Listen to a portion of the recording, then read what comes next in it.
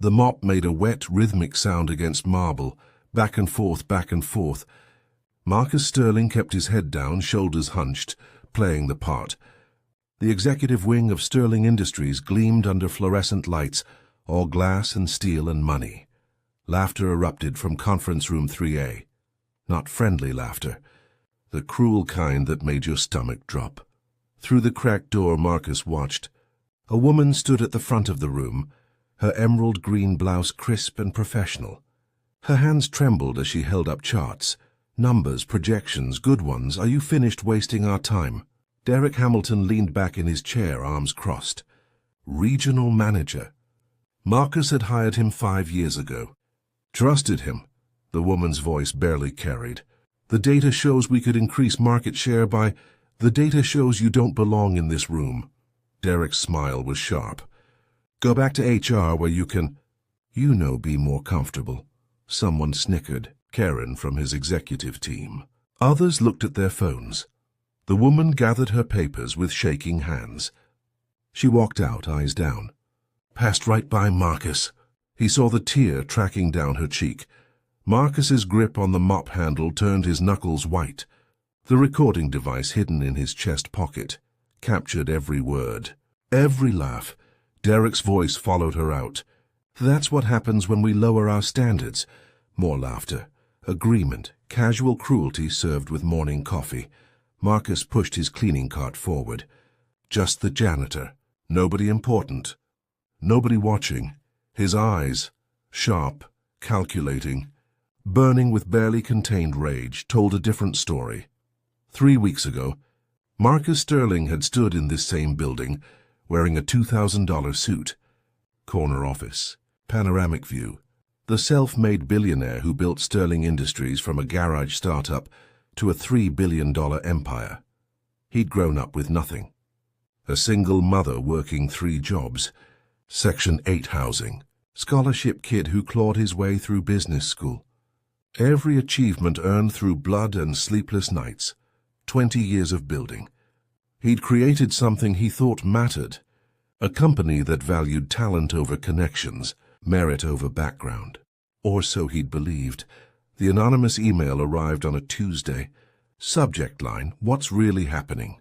Inside a dozen complaints. Racial slurs in meetings, promotion denials based on skin color.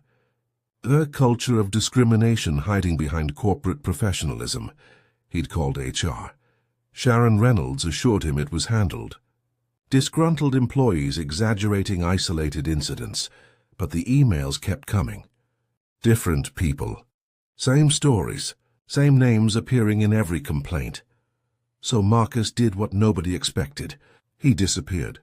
Told the board he needed a sabbatical. Health reasons. They didn't question it. He became Mike Johnson, janitor. Invisible man in a faded uniform, cleaning up after the people who ran his empire. The first week, he'd thought maybe the complaints were overblown.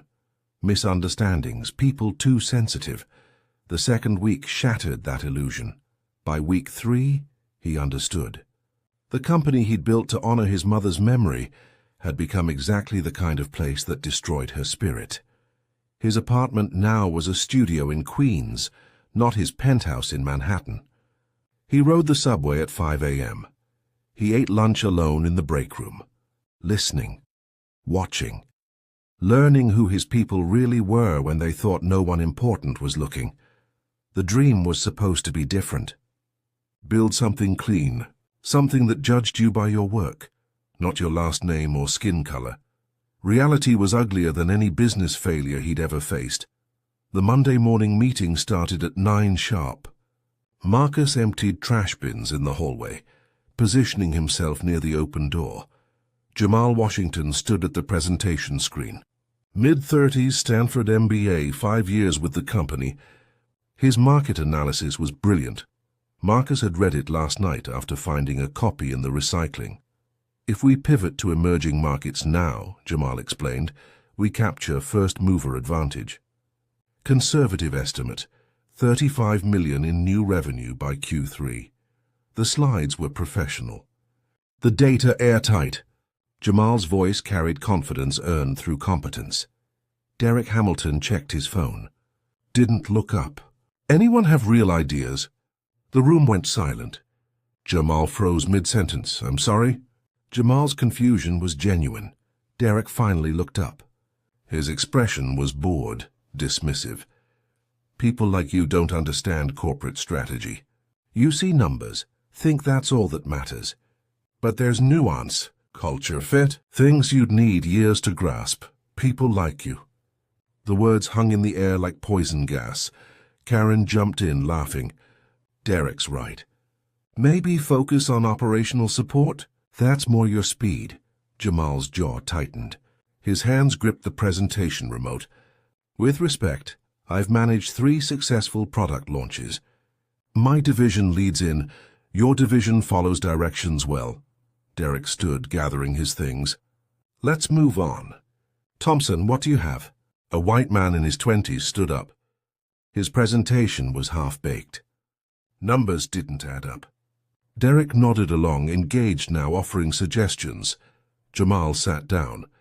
His face was stone, but Marcus saw the muscle jumping in his cheek. The way his hands shook slightly before he clasped them together. Others in the room looked away. Some stared at their laptops. A few nodded along with Derek's comments to Thompson, eager to be on the winning side. Marcus's hand trembled as he tied off the trash bag. The recording device captured it all. Derek's tone, Karen's laugh. The silence of everyone else who let it happen. He rolled his cart past the conference room. Made eye contact with Jamal for just a second. Jamal looked through him. Janitors were invisible too. The janitor's closet smelled like industrial cleaner and old mops. Marcus locked the door behind him, leaned against the wall. His heart hammered against his ribs. 20 years. 20 years of building this company. He'd hired Derek personally. Flew to Chicago to recruit him. Gave him stock options. Trusted him with an entire region. The betrayal felt physical, like someone had reached into his chest and twisted. He pulled out the recording device. Played it back on low volume. Derek's voice. People like you don't understand corporate strategy. Marcus closed his eyes. He was 12 years old again, watching his mother come home from her cleaning job at the law firm downtown. She'd been crying. Mascara running. Uniform wrinkled. What happened, Mama? She'd tried to smile. Nothing, baby. Just a long day, but he'd pressed. And finally she told him. The partner who called her lazy, stupid, who threw papers on the floor she'd just cleaned and told her to earn her paycheck, who said worse things. Things she wouldn't repeat to her son. She'd cleaned up those papers. Said nothing. Needed the job. Needed to keep the lights on, food on the table, her son in school. Young Marcus had made a promise that night. Someday he'd build something different. A place where people like his mother were treated with dignity. Where hard work mattered more than background. Naive. He'd been so naive. Power didn't make people better. It just revealed who they'd always been. Marcus opened his eyes, stared at his reflection in the small mirror above the sink. The janitor's uniform. His mother's uniform. I won't let it continue, Mama, he whispered. Not this time. His hand stopped shaking. Clarity replaced rage. He had documentation now. Evidence. And a plan forming in his mind like ice crystallizing. They thought the janitor was nobody. They were about to learn differently. That night, Marcus sat in his studio apartment reviewing files on his laptop, but his mind kept drifting to the past, to the moment that shaped everything. 12 years old, coming home from school to find his mother at the kitchen table. Still in her uniform, crying so hard she couldn't speak. He'd knelt beside her chair. Mama, what's wrong? She'd finally looked at him, eyes red and swollen. Mr. Brennan called me. She couldn't say it. The word caught in her throat, but he'd heard the slur before. Knew exactly what that man had said. He threw the files on the floor, said I was too stupid to organize them right. Made me pick them up while he watched. Her voice broke. Baby, I tried so hard. I did everything right. But it didn't matter. Marcus had felt something crack inside him that day. The world wasn't fair. Working hard wasn't enough.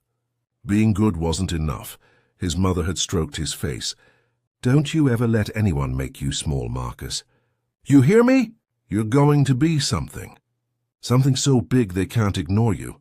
He'd believed her, worked like his life depended on it, because it did. Scholarships, student loans, sleeping 4 hours a night, building something from nothing. Sterling Industries was supposed to be the answer. The place where talent won, where his mother's dignity would have been protected, where people like her could rise as high as their abilities took them. He'd built it for her. She'd died 3 years before the company went public. Never got to see him succeed. Never got to quit those cleaning jobs. The last thing she'd said to him in the hospital, "Make it mean something, baby.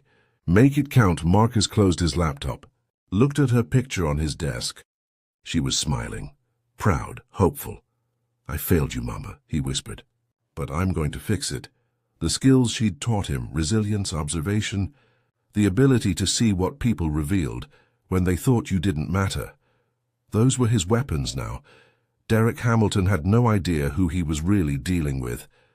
The HR files weren't easy to access, but Marcus still had his CEO credentials, even if no one knew the janitor using them. He worked late in the empty office, his cleaning cart nearby for cover. The data painted a picture that made his stomach turn. Derek Hamilton had been regional manager for 5 years. In that time, 37 employees of color had requested promotions. Derek approved 2, both to low-level positions with minimal pay increases. White employees? 41 requests, 36 approved. Average salary increase 43%. Marcus dug deeper, found the performance reviews Derek had written. The coded language jumped out once you knew to look for it. Lacks executive presence, translation. Doesn't look like us. Cultural fit concerns, translation. 2. Different communication style needs refinement. Translation, we don't like how they talk. Every review for a minority employee had similar phrases, vague, unchallengeable, but effective at blocking advancement. Then he found the emails. Derek to Sharon Reynolds, HR Director. "We need to manage the diversity problem before it impacts team cohesion." Sharon's response, "I'll handle the complaints. Keep documentation minimal." More emails. Derek celebrating drinks with his network. Photographs showed exclusively white men. All fraternity brothers from college. All now in director-level positions or higher. Marcus's hands balled into fists. This wasn't one bad manager. It was systematic, organized, protected from the top of HR down. He found Jamal's file. 5 years of excellent reviews. 3 promotion requests, all denied with different excuses. Not ready. Needs more seasoning. Position eliminated due to restructuring. Then he found something that made his blood freeze. An email from last week.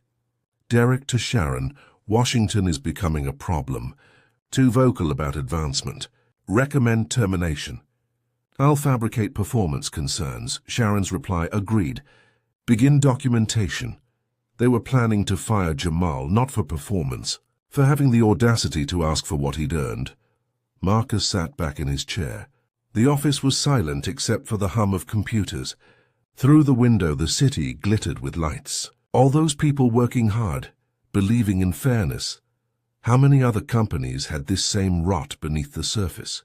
His mother's face flashed in his mind. Her tears. Her uniform. Her dignity stripped away by men who thought their position gave them permission. Marcus downloaded everything. Sent encrypted copies to his personal server. Then he opened his phone and made a call. "It's Marcus. I need you to arrange an emergency board meeting. Tomorrow, 9 a.m., full attendance mandatory." The voice on the other end hesitated. "Sir, you're supposed to be on sabbatical. Is everything—" "Everything is about to change," Marcus said quietly. "Make it happen." He hung up. Looked at his janitor uniform in the locker. Tomorrow the mask came off, and everyone would see exactly what they'd built while he wasn't watching. Marcus found Derek in his office late that afternoon, still wearing the janitor uniform, still invisible, Trash needs emptying, Marcus mumbled, entering with his cart. Derek barely glanced up from his computer. Make it quick. Marcus worked slowly, deliberately. Heard something today about lawsuits. Discrimination stuff? That got Derek's attention. His eyes narrowed. Where'd you hear that? Break room talk. People saying employees might sue. Something about blocked promotions. Marcus kept his voice uncertain, meek. Derek's laugh was sharp. Let them try. We document everything. HR has our backs. Just seems wrong, you know. Marcus ventured. Good people getting passed over. Derek stood up. Walked around his desk. Got close, too close. Intimidation tactic. Listen, Mike, you seem like a decent guy. But you need to understand something. This company works because we maintain standards. We can't have everyone thinking they deserve the corner office. For a moment, something flickered in Derek's expression, almost like doubt. Like maybe he heard how bad it sounded. Marcus pressed carefully. But if people are qualified isn't enough. Derek's voice softened slightly. Look, I get it. You see people working hard, you think that should matter. And it does. But there's culture fit, team dynamics, things you don't see from your position. Was he actually listening? Marcus felt a small spark of hope. Maybe Derek could be reached. Maybe this could end without destruction. People are talking about lawyers, Marcus said quietly. Just thought you should know. Derek's face hardened instantly. The moment evaporated. Then they can talk to unemployment too. I don't respond to threats. He pointed at the door. Stay in your lane, Mike, or find another job. Plenty of people who'd appreciate that uniform. The dismissal was absolute. Derek turned back to his computer, already forgetting the janitor existed. Marcus finished emptying the trash. Left silently. The recording device in his pocket had captured every word. The hope was false. Derek wasn't reachable. He was exactly who he'd always been, someone who viewed power as permission to hurt. War it was then. 8 p.m. Marcus was changing back into his street clothes when his phone buzzed. Email notification from Derek Hamilton to Sharon Reynolds, CC'd to 2 other managers. Subject, termination package. Marcus's blood went cold as he read, effective immediately. Begin documentation for the following terminations. Jamal Washington, Analytics. Maria Torres, Regional Operations. David Chen, Product Development. Performance concerns cited. I want them gone by end of week before they coordinate. Sharon, prepare the paperwork. Make it airtight. 3 names. 3 talented employees. All minorities. All marked for destruction. Marcus checked the timestamp. Sent 12 minutes ago. Sharon had already replied. Understood. Paperwork will be ready by tomorrow afternoon. We'll schedule exit meetings for Friday. 2 days away. The board meeting he'd scheduled was for tomorrow at 9 a.m., but these terminations would happen at 5 p.m. tomorrow, 8 hours after his reveal. Derek was moving faster than expected, covering his tracks before any investigation could begin. If Marcus waited, 3 innocent people lost their livelihoods, 3 families impacted, 3 careers damaged, with false performance issues following them forever. His hands shook as he opened his contacts, found the number for James Patterson, board chairman.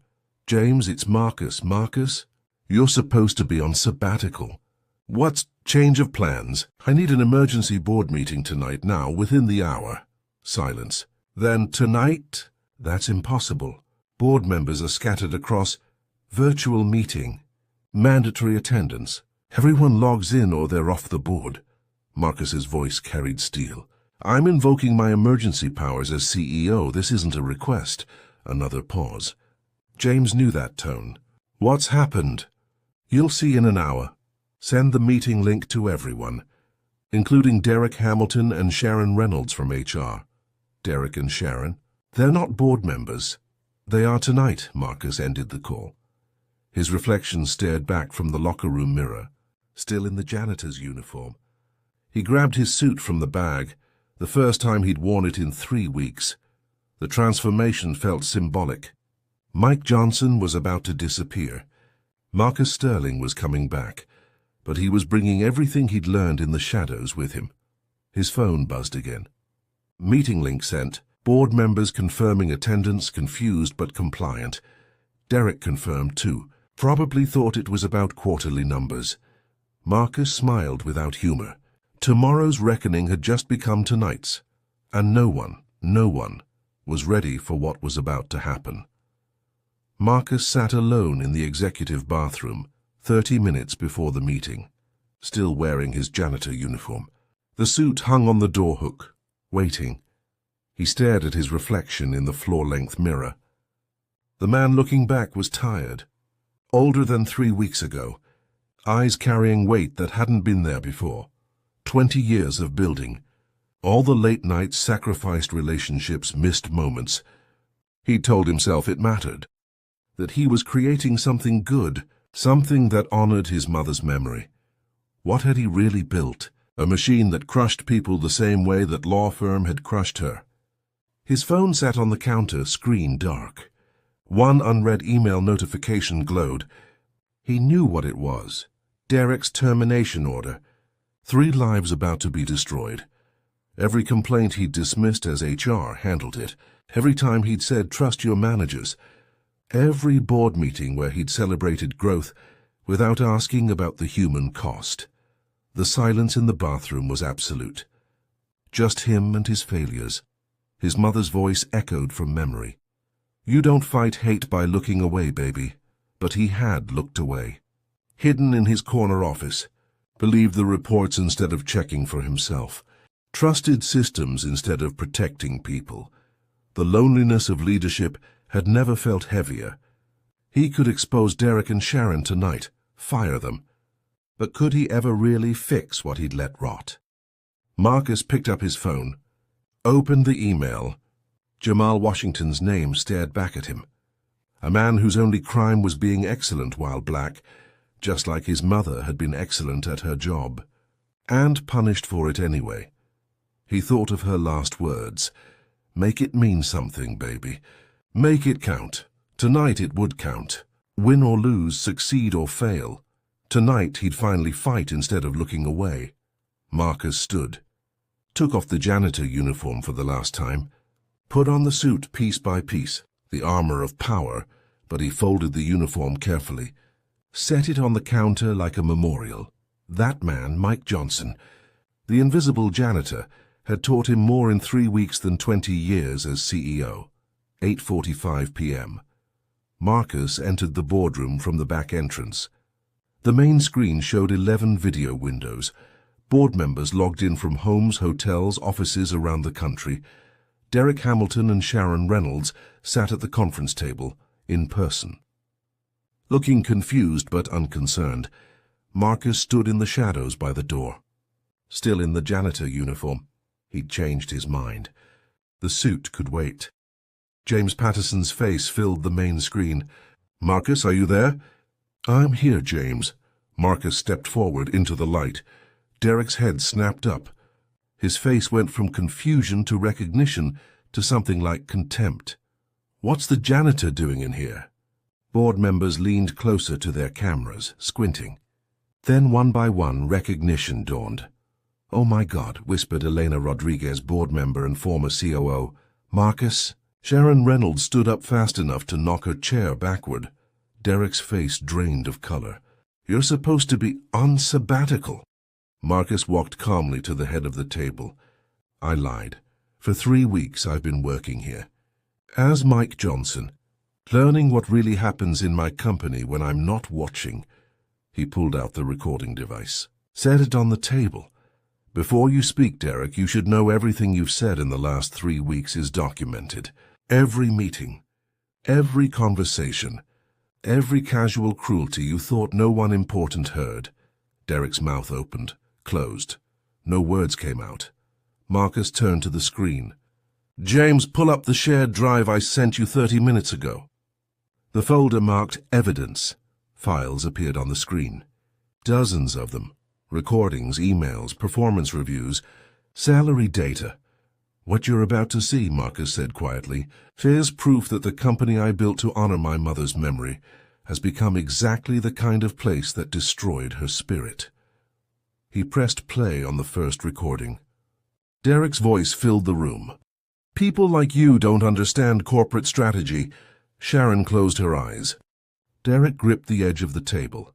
Marcus let the clip finish. Then played another. And another. Each one worse than the last. Slurs, mockery, casual racism served with morning coffee. The board members' faces reflected shock, anger, horror. Marcus pulled up the salary data. White employees in Derek's region earn 43% more than minorities in identical roles. Promotion rates are 18 times higher. He showed the termination email. Tonight, right now, Derek and Sharon plan to fire 3 talented employees, not for performance, for having the audacity to ask for what they earned. James Patterson's voice was shaking. Derek, do you deny any of this? Derek found his voice finally. Tried for confident, failed. This is taken out of context. You can't judge isolated. Marcus played the clip of Derek calling a Latina employee spicy, then Karen laughing about keeping those people out of management. Isolated. Marcus's voice was ice. This is systematic, organized, protected from the top of HR down. Derek stood up, face flushed. You can't possibly, this is illegal. Recording people without consent.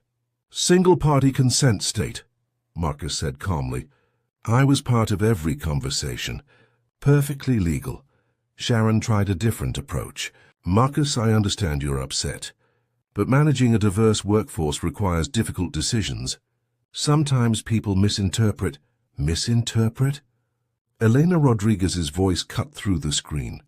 I just heard Derek use a racial slur. What's to misinterpret? Marcus pulled up more emails. Sharon's messages to Derek about managing the diversity problem. Her instructions to minimize documentation. Her dismissal of complaints as cultural misunderstandings. You helped cover this up, Marcus said.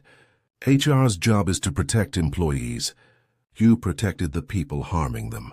Derek slammed his hand on the table. I've made this company millions. My region has the highest revenue in the company. You're going to throw that away over some hurt feelings? The room went silent. Even through video screens, the board members' shock was palpable. Hurt feelings? Marcus's voice dropped dangerously low. You systematically destroyed careers, blocked talented people because of their skin color, created a culture of fear and hatred. He pulled up Jamal's file, displayed it for everyone. Jamal Washington, Stanford MBA. 5 years of excellent performance. 3 denied promotions. Tonight you mocked him for termination. Want to explain why? Derek's jaw worked. He doesn't fit the culture we've built. The culture of racism. Marcus let the question hang. That's not, I never... Derek was floundering now. Marcus played another clip. Derek's voice. We can't have everyone thinking they deserve the corner office. Then another. Standards mean keeping the right people in charge. Karen's voice. That's more your speed. The evidence kept coming. Relentless, undeniable. Each clip a hammer blow to Derek's. Defense. Board members spoke over each other, demanding answers, expressing outrage. Elena was crying. James looked like he might be sick. Sharon made one last attempt. This was never about race. Performance metrics show. Marcus displayed the promotion data. Your performance metrics are fabricated. Coded language in reviews. Vague criticism that can't be challenged. Meanwhile, white employees with worse numbers get promoted. He showed photographs. Derek's network drinks. All white faces. All fraternity brothers. All now in positions of power. You built a pipeline, Marcus said, funneling opportunity to people who look like you. Blocking everyone else. Derek's confidence shattered. I want a lawyer. Get one, Marcus said coldly. You'll need it. The DOJ will be investigating. So will the EEOC. And every employee you've wronged will have documentation for their lawsuits. He turned to the screen, to the board members watching with horror. This is my failure. I built a system without oversight, trusted power without verification.